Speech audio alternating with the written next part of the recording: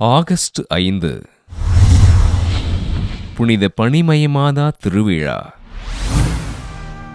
ரோமையில் வாழ்ந்த யோவான் என்னும் செல்வந்தர் குழந்தை வரத்திற்காக புனித மரியன்னையிடம் உருக்கமோடு ஜெபிக்க அன்னையின் பரிந்துரையினால் குழந்தை வரம் பெற்றார். செல்வந்தரான யோவானுக்கு கிபி 352 ஆண்டு ஆகஸ்ட் 5 நாள் கனவில் காட்சியளித்த மரியன்னை அருகில் இருந்த மலையில் பனி உறைந்திருக்கும் இடத்தில் ஆலயம் எழுப்பும்படி கேட்டுக்கொண்டார்.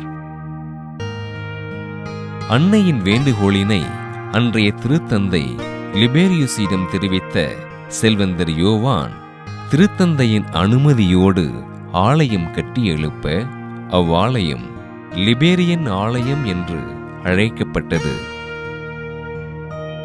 கிபி 431 ஆண்டு ரோமை நகரில் கூடிய திருச்சங்கம் புனித மரியன்னையினை இறைவனின் தாய் என்று உறுதியோடு அறிக்கையிட அவ்வாண்டு முதல் இவ்வாலயமானது மரியன்னை பேராலயம் என்று அழைக்கப்பட்டது.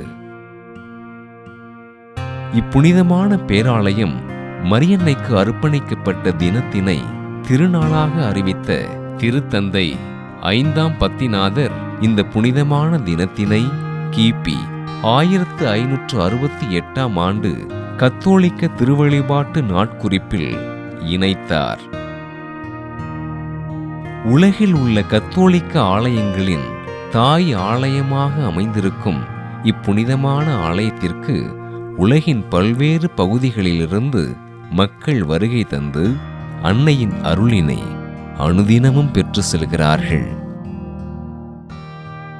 புனித மரியன்னையின் கட்டளையின்படி பனி சூழ்ந்திருந்த இடத்தில் இவ்வாலயம் கட்டி எழுப்பப்பட்டதால் திருத்தந்தை 15ஆம் பெனடிக்ட் கிபி 1741 ஆண்டு பனிமயமாதா பேராலயம் என்று பெயர் சூட்டினார். புனித பனிமயமாதா திருவிழாவினை கொண்டாடுகின்ற நாம் நமது துன்பங்கள் அனைத்தும் பனி போல் விலகும்படியாக புனித மரியன்னையிடம் உருக்கமோடு ஜெபிப்போம்.